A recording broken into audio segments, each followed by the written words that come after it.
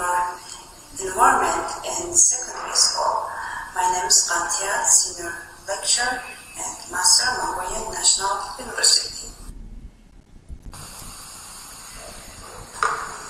Children are our future. The issues of child abuse, one of the most important issues for any government, including democracy. Our children who will lead the country in the future must full of laughter and happiness and free from any worries. Educators and parents can we and how develop intolerance of the child abuse in the secondary school environment. And we proposing this in the following ways: school without violence. School without violence. Number one, violence against children as their forms and their definitions. Second, non-violent school indicators. Three, prevention of the children in the curriculum. Fourth, methods of establishing non-violence discipline. Five is a procedure for the dealing with violence. Six is changing the behavior and attitudes of the teachers and staff. Seven, ensuring students, parents, community participation. Eight, evolution of the non-violence in school. Last one, 9, child labor violence.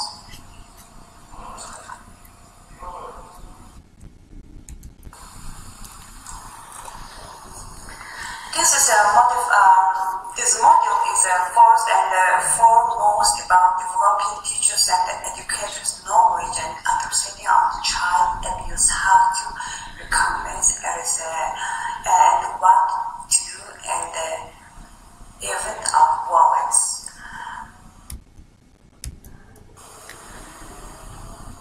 To help prevent from the happening in the school environment, we will discuss the curriculum, school facilities, and legal environment to help you learn how to evaluate your success as a non-violent school.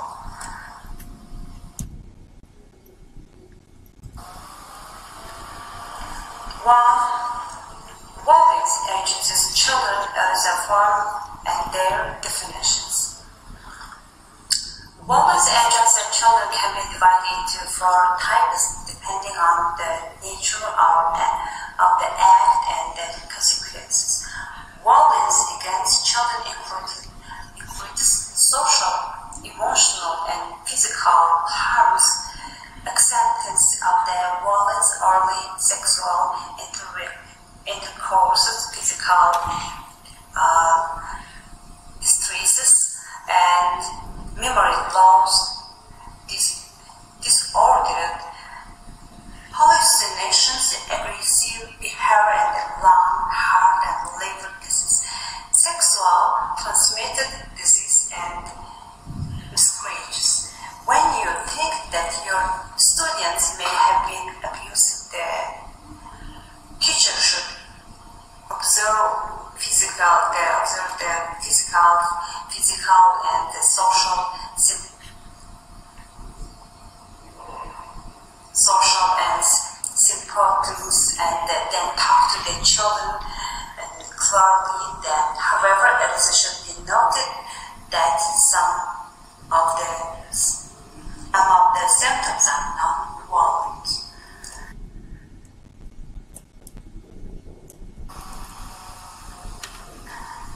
2, about non-violent school education.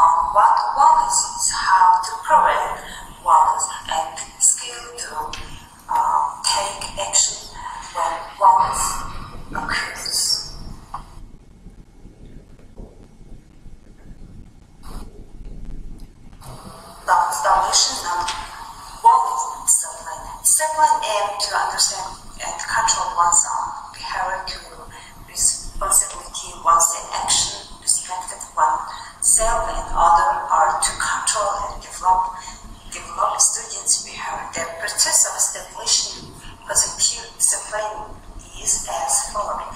Number one, determine what behaviors appropriate children are silent. Second, the reason of adherence about the clear. You can be successful in the math without arranging students paying attention, so don't bother others. And third one, ask with gratitude. Do you see the importance of the sitting still and paying attention?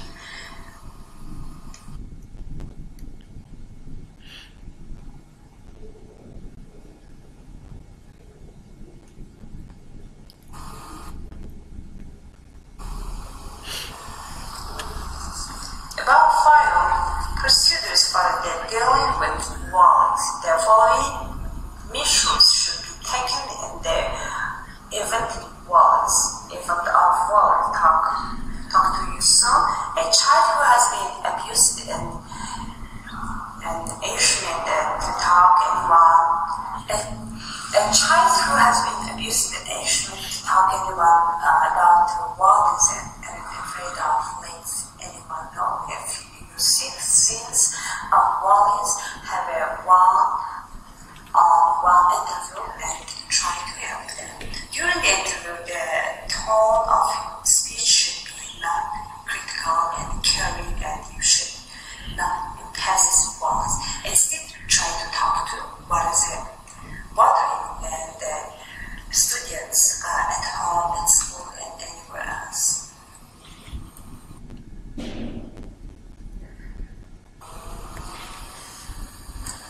Wallets relief when a child is abused or shown a serious sign of violence. It is important to seek professional help without having to do anything directly. The problem should be reported to the school administration and the district hospital or police should be notified immediately. And procedures for the advising students and their parents and quarantines and in the event of violence, and the procedure to be taken by the school administration and the event of violence, and the procedures to be taken by social worker in cause of violence. And fourth one, procedures to be followed in the school environment in the case of violence. But it's a possible file held to a child who has been abusively followed by the involved advice.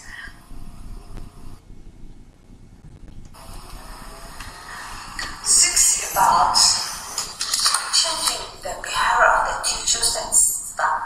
No violence against children can be justified. All violence against children can be prevented. These are basic principles set out in UN Secretary and General's report on violence against children. Protecting and preventing children from violence is important not only for their physical and health, but also for their mental, emotional, and lifelong lives. The most important strategies equal to oppression and exploitation and the abuse and stigma against children is a prevent all form of violence.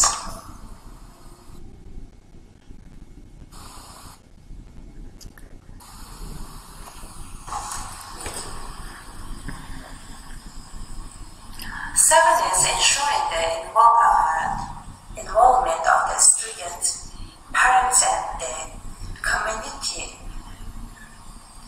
reducing violence against children.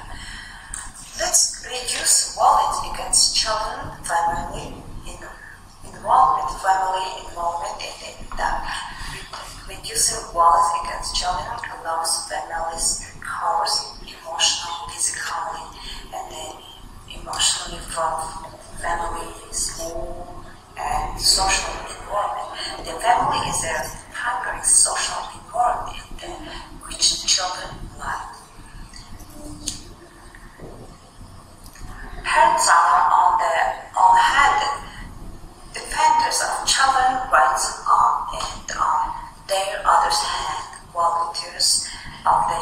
children's right, therefore the participation of non-violent families is important, reducing violence against children.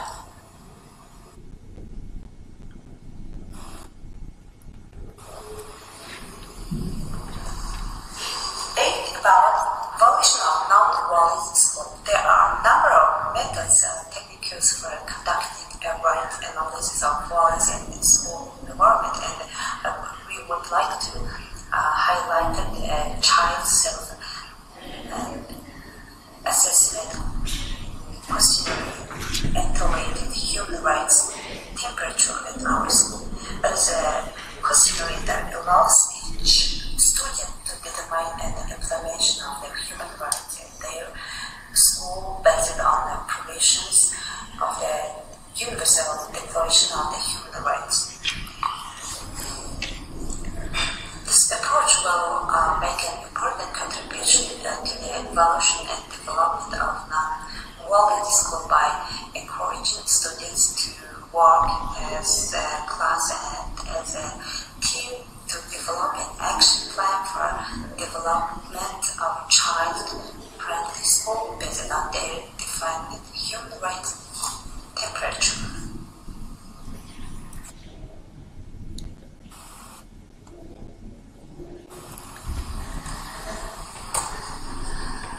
Okay, now let's talk about child labor. By destroying children's futures, child labor is not detrimental to child, but also the social economic development of countries. Teachers and education system are social institutions that can make significant contribution to the reduction, prohibition of the elimination of child labor. Teachers are directly and indirectly involved in child labor issues. For example, teachers teach quality and interesting lessons, respect for children's rights and recognition of their differences, create a learning environment where children can express themselves, avoiding discrimination in the school classrooms or dormitory, where reduce the chances of the children dropping out of school or dropping out of school. Yeah.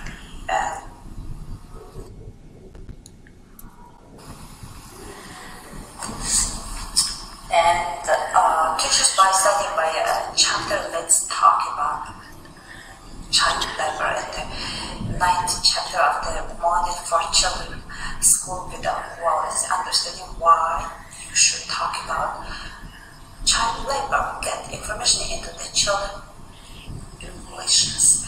It is possible to gain experience on what school and teachers can do, reduce and eliminate child labor.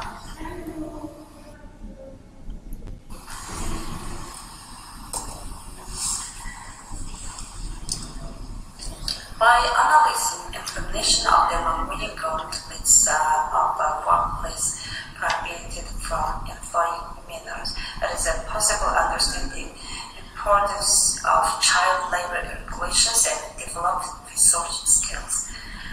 By doing so, you will be able to identify teachers' contribution and support to prohibitions and elimination of child labor and prevent consequences of child labor, and to help parents and guardians of children.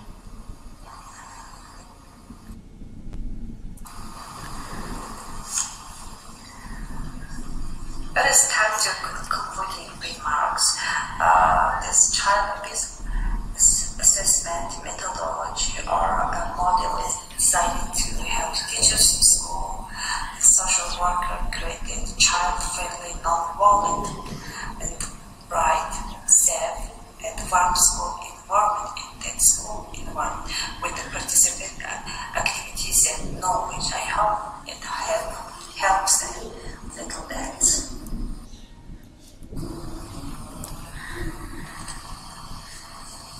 Thank you for attention. Good luck with your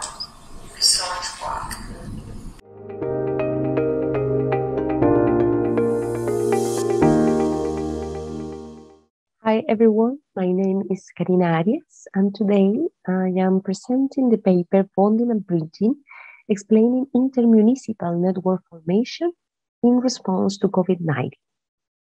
This paper was worked with Karina Ratamali and Camila Ramos. Collaborative governance of institutionally fragmented urban regions has emerged as a critical challenge for research and practice, particularly in emergencies like the current pandemic, which are characterized by uncertainty and complexity. In this presentation, we focus on the intermunicipal dimension of this collaborative governance, particularly in voluntary self-organizing network relationships among local governments to address the COVID-19 crisis. In this sense, it is expected that broader participation in this network will make the entire region more prepared and better able to respond successfully to major emergency. The voluntary nature of the intermunicipal phenomenon emphasizes the local actor autonomy to decide whether or not collaborate and with whom they will collaborate. Understanding the specific motivation that underlie this decision are important for explaining network formation and the overall structure of interaction. The research question addressed in this study refer to these issues. Particularly, we examine how different types of strategies, bonding and bridging, influence network formation. That is, how they shape the collaboration choice of local government in Chile's Santiago metropolitan region in the context of the COVID-19 crisis. Well, there are abundant frameworks for examining network formation among policy actors. Among them, institutional collective action framework is one of the most fruitful approaches used to study the collaborative phenomenon in the context of fragmented regional governance. That is, in which interdependent local units can potentially achieve a better outcome collectively than acting individually. This approach emphasizes in the mitigation of collective action problems, and it assumes that actors are at least boundally rational, situated within social constructor environment, and base their decision to participate in collective action on the maximization of the benefit and the reduction of risk and transaction costs. From a network perspective, this risk and cost can be reduced, among other things, by generating social capital among others. There are, however, different types of capital that can mitigate different risks faced by actors. The basic distinction made by network theorists is between bonding and bridging capital. Those types of capital can enable two potential actor strategies for coping with uncertainty and risk in collaborative arrangement. On the one hand, we can understand the bonding strategy as forming connection with a few close partners to promote trust building and actor commitment. On the other side, actors can connect with a broader set of actors to ensure access to different resources. That is the bridging capital. We convert these two in two different hypotheses in which, from a structural standpoint, we have bonding in a structural form that is closed triangle, and a bridging hypothesis relating a star-like configuration around centralized growth. These configurations are expected to influence the partner network formation in the case of intermunicipal response to COVID-19 and correspond to the first and second hypotheses. In addition to the study, this study argues that homophily and heterophily effects are complementary stories of the bonding and bridging strategy. While homophily strategies indicate that an actor has strong preference for building relational ties with another actor if they share similar attributes, which promote trust building, heterophily captures the tendency to make connection to others who are unlike yourself in order to gain access to diverse resources. Both hypotheses are included in this study. To test this hypothesis, we collect network data, from an online survey responded by 72 municipal officials in Chile in the Santiago metropolitan region that was applied during June and July in 2020. Complementary data was collected through official document of Chilean governmental agencies. Exponential random graph model were used to test the main hypothesis of this study. Exponential random graph model are type-based model for understanding network formation, which conceive observed network structure as possible outcomes of stochastic network processes. With this type of model, we obtain these results. This table presents evidence to support the bonding hypothesis, suggesting that local governments are more likely to establish collaborative ties with those are closely knitted together in the context of COVID-19 response. On the other hand, the bridging hypothesis is not supported by the analysis, implying that there is not evidence of brokerage in the COVID-19 network. In the pandemic context, establishing and maintaining relationship with unfamiliar actors may be too risky for local government. Conversely, municipalities forge direct and close relationships that can allow accessing of credible information, build trust, and facilitate mutual benefit, which ensure the maintenance of actor commitment to collective solution and reduce the risk of defection. Regarding the homophily hypothesis, the analysis provides evidence for the presence of geographic-based homophily, measured using both socio-territorial similarities, in this case urban versus rural, and geographic contiguity. It is interesting to note that the size of both types of geographic-based homophily coefficients are large, meaning that local governments facing similar environmental conditions are strongly likely to enter into intermunicipal collaboration to cope the negative consequence of coronavirus pandemic, more than those with disparate characteristics and less proximate. Contrary to previous research, political homophily does not seem play a role in intermunicipal collaboration in Chile, nor institutional homophily. While homophily operates as a mechanism to predict type formation, in this case, heterophily effect based on resource dependency is not supported by the analysis. This suggests that under emergency situation, local actors may emphasize redundant rather than diverse and newer information and resources. Well, the overall findings help flesh out a coherent story about actor strategies applied to respond to coronavirus pandemic. The presence of bonding structure measured by the endogenous network effect of alternate triangles are reinforced by the evident influence of exogenous covariant related to actor attribute.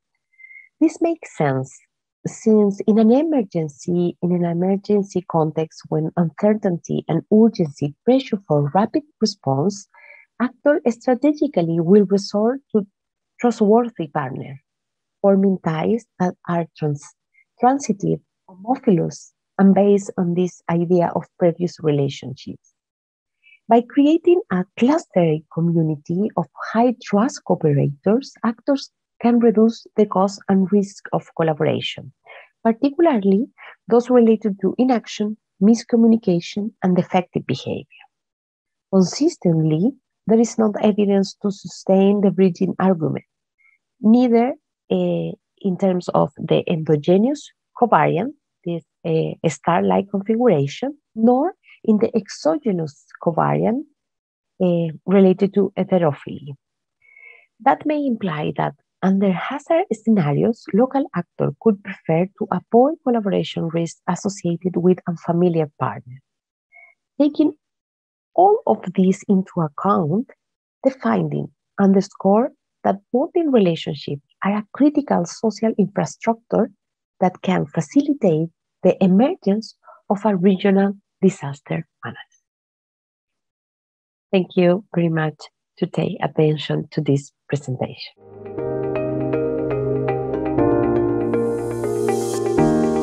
Non-medicine use affects population safety.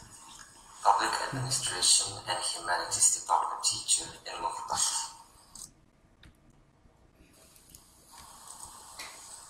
Report of goal. Lack of knowledge about the proper use of drugs among the Mongolian population, resulting in arbitrary use of health, loss of life, drug poisoning, resistance, drug side effects are common, which adversely affects the safety of the population. The article discusses the rational use of drugs in Ulaanbaatar as the number of side effects. Morbidity and mortality increases year by year as the variety of drugs increases, despite the fact that modern medicine has made great strides in the treatment, control and prevention of any disease.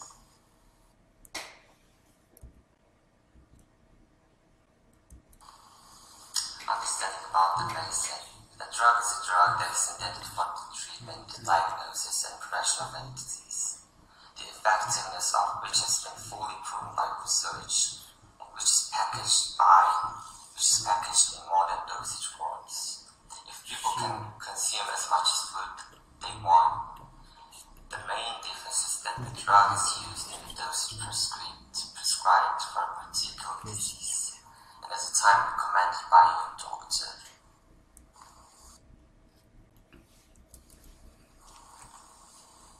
State policy on medicine. The state policy on drugs is an integral part of the Constitution of Mongolia. The concept of national security, its legal basis consists of international treaties and conventions on drugs, and other relevant laws and regulations of Mongolia. The goal is to provide high performance, safe, quality assured, and affordable drugs for compliance treatment. The goal is to provide high performance, safe, quality assured, and affordable drugs for compliance treatment globally. According to the World Health Organization, the implementation of laws and regulations of pharmaceutical care and services is insufficient. The structure of drug regulation is inadequate. Drug quality assurance and safety are not fully assured.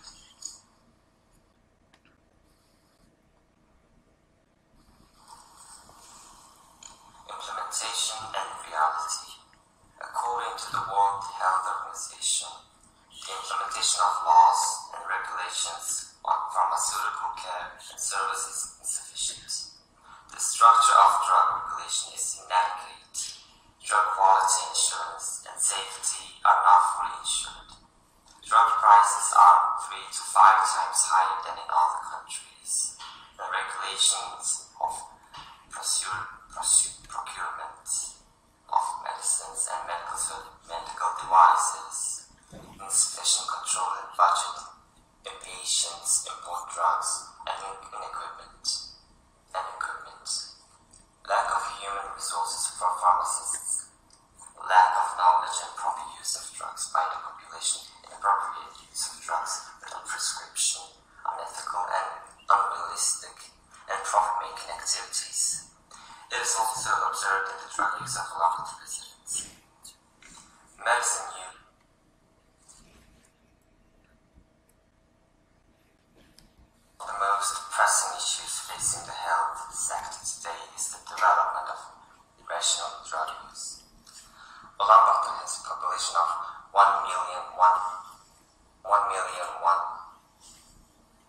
Ulaanbaatar has a population of 1,167,067,000 in 2014 and 1,534,000 in 2020. The survey covered 1,000 people using sociological sample. In the survey on healthy lifestyle, 67.5% or 675 of the 1,000 people surveyed say they used drugs, and 53% say they used them without a prescription.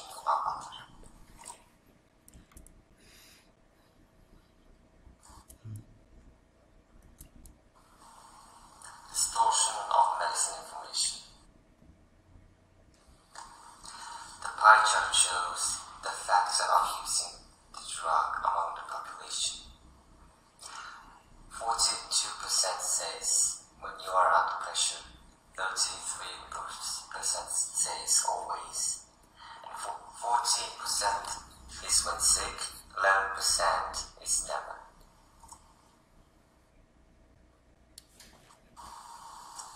The rest of the respondents say that they take the drug only when they are sick, to lose weight, and while the rest say they take only when they have symptoms of insomnia and allergies.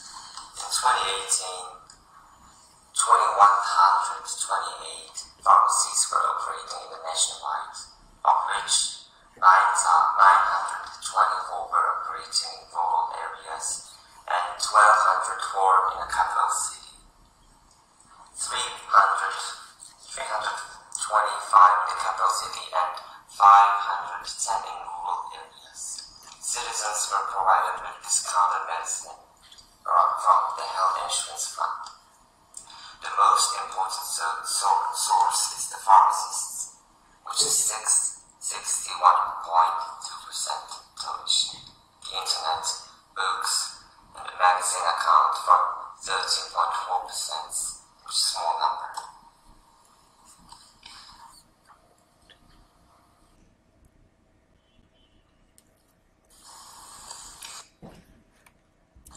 The facts in proper use.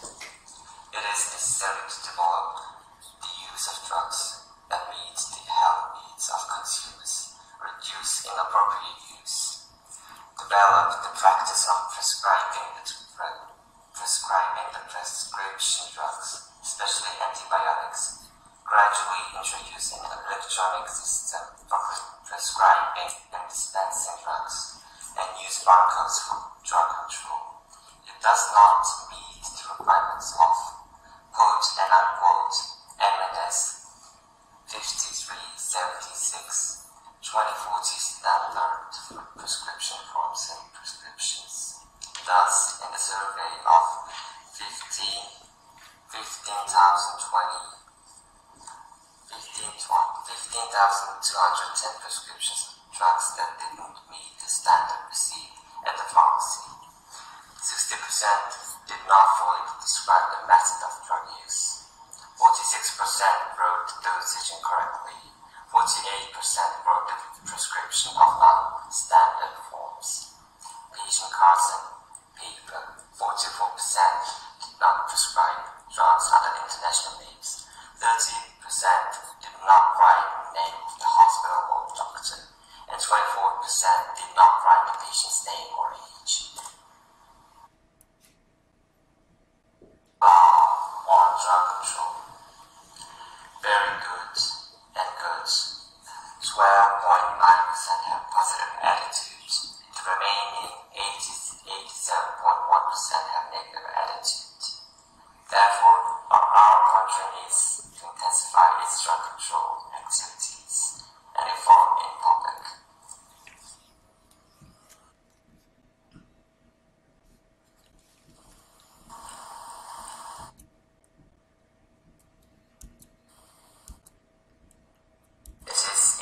Defining the basic principles of Mongolia's national health, national security activities, the participation of business entities, organizations and citizens in ensuring national security, and regulating relations related to the coordination of national security policies and activities.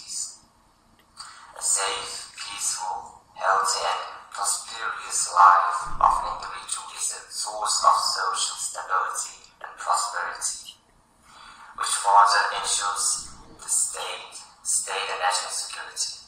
In addition, the concept of human-centered security, which seeks to ensure the safety of the state and society, directly and indirectly addresses drug abuse.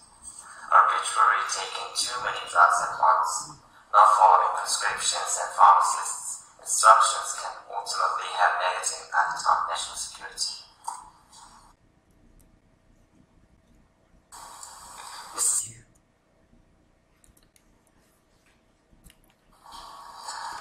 Summary. In order to ensure the proper use of drugs in the right sector, the issue of prescribing drugs from pharmacies to the population should be consistently enforced in accordance with the law, and the list of necessary drugs, directories, and the treatment of common diseases should be established. The law on medicines and medical devices states that, and I quote, hospitals shall have a drug treatment coordination committee in charge of the rational use of drug. But there is no emphasis on monitoring and responsibility for the use of drugs by citizens. While the constitutional right to life and human security and Mongolia's national security concept are consistent with the rational use of drugs, their misuse is problematic.